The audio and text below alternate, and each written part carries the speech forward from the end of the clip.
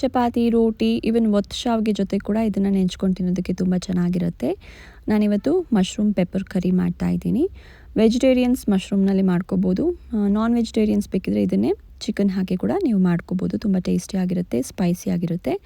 So ಇದಕ್ಕೆ ನಾನು 200 ಗ್ರಾಮ್ನಷ್ಟು ಮಶ್ರೂಮ್ ತೊಗೊಂಡಿದ್ದೀನಿ. ಚೆನ್ನಾಗಿ ನೀರಿನಲ್ಲಿ ಒಂದು 4-5 ಸಲ ಚೆನ್ನಾಗಿ ತೊಳ್ಕೊಂಡು ಇದನ್ನು 2 ಭಾಗವಾಗಿ ಕಟ್ ಮಾಡಿ ಎತ್ತಿಟ್ಕೋತಾ ಇದ್ದೀನಿ. ಇದಕ್ಕೆ ಒಂದು ದಪ್ಪ ಈರುಳ್ಳಿ ತೊಗೊಂಡಿದ್ದೀನಿ, ಅದನ್ನು ಕೂಡ ಚಿಕ್ಕ ಚಿಕ್ಕದಾಗಿ ಕಟ್ ಮಾಡಿ ಎತ್ತಿಟ್ಕೋತಾ ಇದ್ದೀನಿ. ಹಾಗೆಯೇ ಒಂದು ಟೊಮ್ಯಾಟೊನು ಕೂಡ ಚಿಕ್ಕ ಚಿಕ್ಕದಾಗಿ ಕಟ್ ಮಾಡ್ಕೋತಾ ಇದ್ದೀನಿ. 200 ಗ್ರಾಮ್ನಷ್ಟು ಮಶ್ರೂಮ್ಗೆ ನಾನು ಇಲ್ಲಿ ಅಳತೆ ಎಲ್ಲ ತೋರಿಸ್ತಾ ಇರೋದು. ನೀವಿನ್ನು ಜಾಸ್ತಿ ಕ್ವಾಂಟಿಟಿಗೆ ಮಾಡೋ ಹಾಗಿದ್ರೆ ಎಲ್ಲ ಡಬಲ್ ಮಾಡ್ಕೋಬೋದು. ಇದಕ್ಕೆ ಒಂದು ಮಸಾಲೆ ರೆಡಿ ಮಾಡ್ಕೊಂಬಿಡೋಣ. ಹಾಗೆಯೇ ನಾನಿವತ್ತು ಇದು ಕಂಪ್ಲೀಟಾಗಿ ಇದನ್ನ ತೆಂಗಿನೆಣ್ಣೆನಲ್ಲೇ ಮಾಡ್ತಾ ಇರೋದು. ಮಸಾಲೆ ಹುರಿಯೋದಾಗಲಿ ಅಥವಾ ಒಗ್ಗರಣೆ ಹಾಕೋದಾಗಲಿ ಎಲ್ಲನೂ ತೆಂಗಿನೆಣ್ಣೆ ಬಳಸಿನೇ ಮಾಡ್ತಾ ಇರೋದು. ತೆಂಗಿನೆಣ್ಣೆಲಿ ಮಾಡೋದ್ರಿಂದ ತುಂಬ ಟೇಸ್ಟಿಯಾಗಿರುತ್ತೆ ಈ ಒಂದು ಕರಿ. ಸೊ ನೀವು ಕೂಡ ಇದ್ದರೆ ಖಂಡಿತವಾಗ್ಲೂ ತೆಂಗಿನೆಣ್ಣೆ ಬಳಸಿ ಮಾಡ್ಕೊಳ್ಳಿ. ಪ್ಯಾನ್ಗೆ 1 ಸ್ಪೂನಷ್ಟು ತೆಂಗಿನೆಣ್ಣೆ ಹಾಕಿಬಿಟ್ಟು ಇದಕ್ಕೆ 1 ಟೇಬಲ್ ಸ್ಪೂನಷ್ಟು ಕೊತ್ತಂಬರಿ ಬೀಜ, 1 ಟೀ ಸ್ಪೂನಷ್ಟು ಜೀರಿಗೆ, ಹಾಗೆಯೇ ಕಾಳುಮೆಣಸು ಹಾಕ್ಕೊಂಡಿದ್ದೀನಿ. ಇನ್ನೂ ಜಾಸ್ತಿ ಸ್ಪೈಸಿಯಾಗಿ ಮಾಡ್ಕೋಬೇಕು ಅಂದರೆ ಕಾಳುಮೆಣಸು ಇನ್ನು ಸ್ವಲ್ಪ ಜಾಸ್ತಿ ಮಾಡ್ಕೋಬೋದು. ಇದನ್ನು ಒಂದು ಸ್ವಲ್ಪ ಘಮ ಬರೋವರೆಗೂ ಹುರ್ಕೋಬೇಕು. ಆಮೇಲೆ ಇದಕ್ಕೆ ಒಂದು ಕೈ ಹಿಡಿಯಷ್ಟು ಕರಿಬೇವಿನ ಸೊಪ್ಪನ್ನು ಹಾಕ್ತಾಯಿದ್ದೀನಿ. ಇದನ್ನು ಕೂಡ ಒಂದು 2 ನಿಮಿಷ ಬಾಡಿಸ್ಕೋಬೇಕು. ಆಮೇಲೆ ಇದಕ್ಕೆ 1/4 ಕಪ್ಪಷ್ಟು ತೆಂಗಿನಕಾಯಿನ ಹಾಕ್ತಾಯಿದ್ದೀನಿ. ತೆಂಗಿನಕಾಯಿ ಒಂಚೂರು ಬ್ರೌನ್ ಕಲರ್ ಅಂದರೆ ಗೋಲ್ಡನ್ ಬ್ರೌನ್ ಕಲರ್ ಬರೋವರೆಗೂ ಇದನ್ನು ಹುರ್ಕೊಂಡ್ರೆ ಆಯಿತು. ನಾನು ಗೋಡಂಬಿ ಇರಲಿಲ್ಲ, ಹಾಗಾಗಿ ಒಂದು 5-6 ಬಾದಾಮಿ ಹಾಕಿದ್ದೀನಿ. ನೀವು ಗೋಡಂಬಿ ಇದ್ದರೆ ಗೋಡಂಬಿ ಹಾಕ್ಕೊಳ್ಳಿ.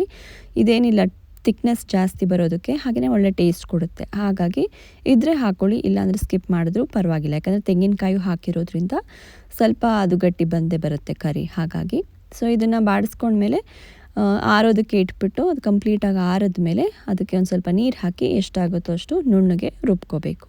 ಈಗ ಪ್ಯಾನ್ಗೆ 1 ಟೇಬಲ್ ಸ್ಪೂನಷ್ಟು ತೆಂಗಿನೆಣ್ಣೆ ಹಾಕಿಬಿಟ್ಟು ಅರ್ಧ ಸ್ಪೂನಷ್ಟು ಸೋಂಪು ಕಾಳು ಹಾಕ್ತಾಯಿದ್ದೀನಿ. ಹಾಗೆಯೇ ಒಂದು 3-4 ಒಣಮೆಣಸಿನ್ಕಾಯಿನ ಹಾಕಿ ಕಟ್ ಮಾಡ್ಕೊಂಡಿರೋ ಈರುಳ್ಳಿನ ಹಾಕಿಬಿಟ್ಟು ಚೆನ್ನಾಗಿ ಬಾಡಿಸ್ಕೋಬೇಕು. ಇದೊಂಚೂರು ಕಲರ್ ಚೇಂಜ್ ಆಗೋವರೆಗೂ ಬಾಡಿಸ್ಕೊಂಡ್ರೆ ಆಯಿತು. ಆಮೇಲೆ ಇದಕ್ಕೆ ಕರಿಬೇವಿನ ಸೊಪ್ಪನ್ನು ಹಾಕ್ತಾಯಿದ್ದೀನಿ. ಹಾಗೆಯೇ ಒಂದು 5-6 ಸಾಂಬಾರು ಈರುಳ್ಳಿನ ಜಜ್ಜಿಟ್ಕೊಂಡಿದ್ದೀನಿ, ಅದನ್ನು ಕೂಡ ಹಾಕೋತಾ ಇದ್ದೀನಿ. ಸಾಂಬಾರು ಈರುಳ್ಳಿ ಹಾಕೋದ್ರಿಂದ ತುಂಬ ಟೇಸ್ಟು, ಫ್ಲೇವರ್ ಎಲ್ಲ ಎನ್ಹ್ಯಾನ್ಸ್ ಆಗುತ್ತೆ, ತುಂಬ ಚೆನ್ನಾಗಿರುತ್ತೆ. ಇದ್ದರೆ ಹಾಕ್ಕೊಳ್ಳಿ, ಇಲ್ಲಾಂದರೆ ಇಟ್ಸ್ ಓಕೆ.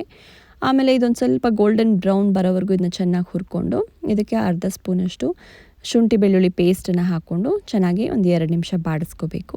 ಆಮೇಲೆ ಇದಕ್ಕೆ ಕಟ್ ಮಾಡ್ಕೊಂಡಿರೋ ಟೊಮೆಟೊನ ಕೂಡ ಹಾಕಿ ರುಚಿಗೆ ಎಷ್ಟು ಬೇಕೋ ಅಷ್ಟು ಉಪ್ಪನ್ನು ಕೂಡ ಹಾಕೋತಾ ಇದ್ದೀನಿ. ಸೊ ದಟ್ ಟೊಮೆಟೊ ಬಾಡಿಸೋವಾಗ ಬೇಗ ಸಾಫ್ಟ್ ಆಗುತ್ತೆ ಅಂತ.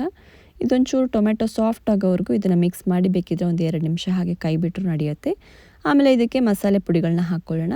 ಒಂದು ಸ್ವಲ್ಪ ಅರಿಶಿಣದ ಪುಡಿ, 1 ಟೇಬಲ್ ಸ್ಪೂನಷ್ಟು ಸಾಂಬಾರು ಪುಡಿ, ಹಾಗೆಯೇ ಒಂದು ಅರ್ಧ ಟೀ ಸ್ಪೂನಷ್ಟು ಖಾರದ ಪುಡಿ ಹಾಕಿದ್ದೀನಿ. ನೀವಿನ್ನು ಖಾರ ಬೇಕು ಅಂದರೆ ಜಾಸ್ತಿ ಹಾಕ್ಕೋಬೋದು. ಇದೊಂದು ಸ್ವಲ್ಪ ಡ್ರೈ ಅನ್ನಿಸ್ತು, ಹಾಗಾಗಿ ನಾನೊಂದು 1/4 ಕಪ್ಪಷ್ಟು ನೀರು ಹಾಕಿಬಿಟ್ಟು ಇದನ್ನು ಚೆನ್ನಾಗಿ ಮಿಕ್ಸ್ ಮಾಡಿ ಒಂದು 2 ನಿಮಿಷ ಇದನ್ನ ಕುದಿಯೋಕ್ಕೆ ಹಾಗೆ ಬಿಡ್ತಾಯಿದ್ದೀನಿ. ಇದು ಕುದಿ ಬಂದಮೇಲೆ ಇದಕ್ಕೆ ಮಸಾಲೆ ಪೇಸ್ಟ್ ಏನು ಮಾಡಿಟ್ಕೊಂಡಿದ್ದೀನಲ್ಲ ಅದನ್ನು ಹಾಕ್ಕೊಂಡು ಚೆನ್ನಾಗಿ ಮಿಕ್ಸ್ ಮಾಡ್ಕೋತಾ ಇದ್ದೀನಿ. ಸೊ ನೀರೆಲ್ಲ ನೋಡ್ಕೊಂಡು ಕನ್ಸಿಸ್ಟೆನ್ಸಿ ನೀವು ಎಷ್ಟು ಬೇಕಾದರೂ ಜಾಸ್ತಿ ಕಮ್ಮಿ ಮಾಡ್ಕೊಂಡು ಹಾಕ್ಕೋಬೋದು. ನಾನಿವಾಗ ಮಿಕ್ಸರ್ ಜಾರ್ಗೆ ಅರ್ಧ ಕಪ್ಪಷ್ಟು ನೀರನ್ನು ಹಾಕಿಬಿಟ್ಟು ಇದ್ರ ಜೊತೆ ಹಾಕಿ ಮಿಕ್ಸ್ ಮಾಡ್ಕೋತಾ ಇದ್ದೀನಿ. ಚೆನ್ನಾಗಿ ಇದನ್ನು ಮಿಕ್ಸ್ ಮಾಡಿ ಇದು ಒಂದು ಕುದಿ ಬಂದಮೇಲೆ ಇದಕ್ಕೆ ಕಟ್ ಮಾಡ್ಕೊಂಡಿರೋ ಮಶ್ರೂಮ್ನ ಹಾಕಿ ಮಿಕ್ಸ್ ಮಾಡಿ ನೋಡಿಕೊಂಡು ನೀರು ಎಷ್ಟು ಬೇಕೋ ಅಷ್ಟು ಹಾಕ್ಕೋಬೋದು. ನಾನು ಮತ್ತೆ ಒಂದು 1/4 ಕಪ್ಪಷ್ಟು ನೀರು ಹಾಕಿದ್ದೀನಿ.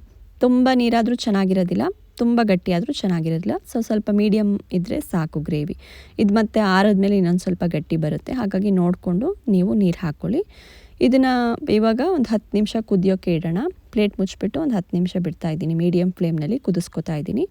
ಅಷ್ಟೊತ್ತಿಗೆ ಮನೇಲೆ ಬೆಳೆದಿರೋ ಪುದೀನ ಸೊಪ್ಪಿತ್ತು, ಅದೊಂದು ಕೈ ಹಿಡಿ ತೊಗೊಂಡಿದ್ದೀನಿ. ಹಾಗೆಯೇ ಒಂದು ಕೈ ಹಿಡಿಯಷ್ಟು ಕೊತ್ತಂಬರಿ ಸೊಪ್ಪನ್ನ ಎರಡನ್ನೂ ಚಿಕ್ಕ ಚಿಕ್ಕದಾಗಿ ಕಟ್ ಮಾಡಿ ಇಟ್ಕೋತಾ ಇದ್ದೀನಿ. ಸೊ ಇವಾಗ ಒಂದು 10 ನಿಮಿಷ ಆಗಿದೆ. ಸೊ ಇದು ಕೂಡ ಚೆನ್ನಾಗಿ ಕುದಿ ಬಂದಿದೆ, ಒಳ್ಳೆ ಘಮ ಬರ್ತಿತ್ತು ಮನೆಯೆಲ್ಲ ಮೆಣಸೆಲ್ಲ ಹಾಕಿರೋದ್ರಿಂದ. ಮೇಲೆ ಈ ಕೊತ್ತಂಬರಿ ಸೊಪ್ಪು ಮತ್ತು ಪುದೀನ ಸೊಪ್ಪನ್ನು ಹಾಕಿಬಿಟ್ಟು ಚೆನ್ನಾಗಿ ಮಿಕ್ಸ್ ಮಾಡಿಬಿಟ್ರೆ ಆಗೋಯ್ತು. ಗ್ಯಾಸನ್ನು ಆಫ್ ಮಾಡಿಬಿಟ್ರೆ ಮಶ್ರೂಮ್ ಪೆಪ್ಪರ್ ಕರಿ ರೆಡಿ. ಇದನ್ನು ಈವನ್ ಬಿಸಿ ಅನ್ನೋದ ಜೊತೆ ಕೂಡ ನೀವು ನೆಂಚ್ಕೊಂಡು ತಿನ್ಬೋದು, ತುಂಬ ಚೆನ್ನಾಗಿರುತ್ತೆ. ಟ್ರೈ ಮಾಡಿ ನೋಡಿ.